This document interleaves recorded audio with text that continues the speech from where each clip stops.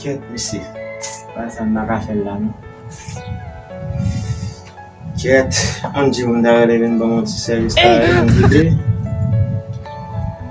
Shit. Pasan da fe la nou. Hondjy Benz?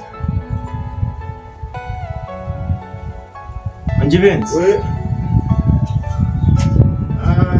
Balo.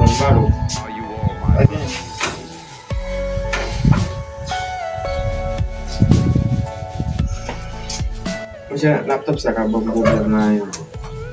Tout sa mwen fèl va li ranji men, bakon sa fè sa. Mwen se ket problem, kod fiksou. Fè tout sa fè ranji nan manche. Bon boss. Ma boss. Ou konen ma boss. Bon boss. Mwen Masa, just kote bon boss. Mwen ma boss. Mwen wap fè men, mwen fè sa mwen talè.